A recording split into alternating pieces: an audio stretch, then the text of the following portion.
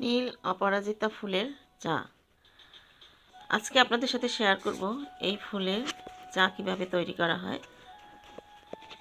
এই ফুল আমরা সবাই চিনি, আমরা অতি যত্ন করে বাড়ির আঙিনায়, ছাদে, টবে এই ফুল চাষ করে থাকি।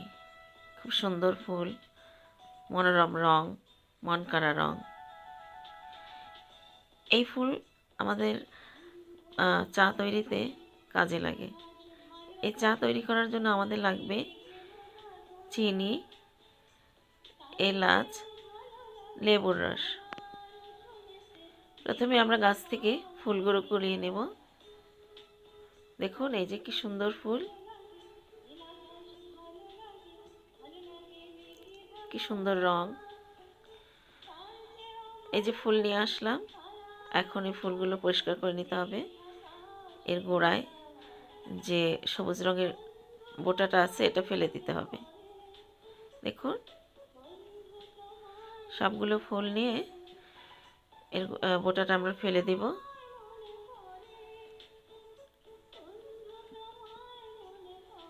তারপরে এই ফুলগুলো পরিষ্কার পানিতে নিয়ে সুন্দর করে ধুয়ে নিতে হবে।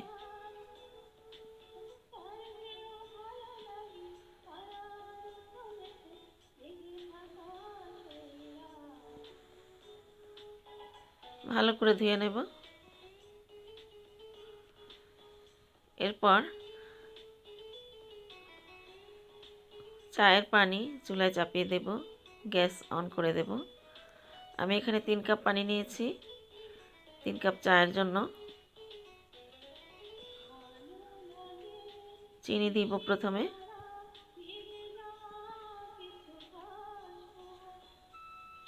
তারপরে 3টা এলাচি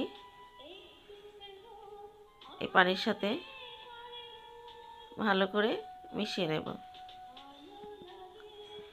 এলাচ গুঁড়াও দেওয়া যায়, একটু এলাচ থেতলেও দেওয়া যায়।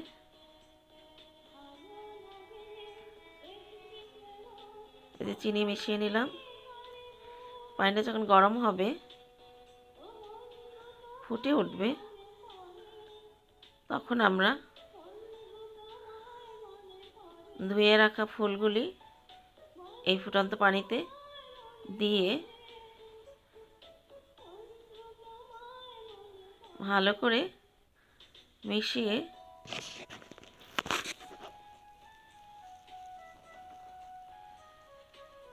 এই যে ভালো করে মিশিয়ে নিলাম।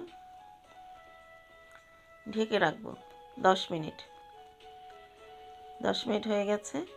আমি এখানে একটা ছাঁকনি দিয়ে কাপে ছেঁকে নেব।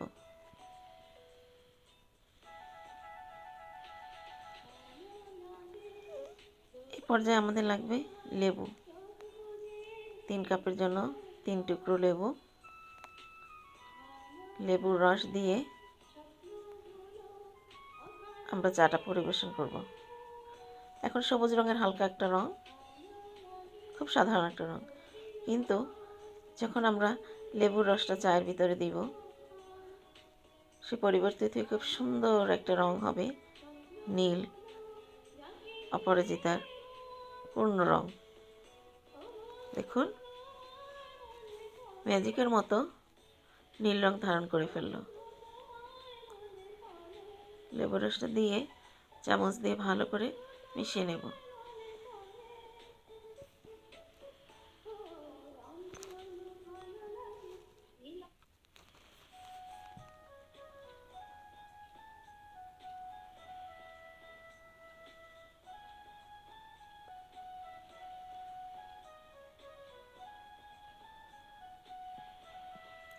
কাপে খুব সুন্দর নীল রং ধারণ করেছে। এই চা খেতে খুবই মজা। দেখুন ঠিক ফুলের রং, ফুলের রঙের সাথে চায়ের রং একাকার হয়ে গেছে। আপনারা চেষ্টা করবেন, যে কখনো খাননি সে অবশ্যই এই চাটি পান করার চেষ্টা করবেন।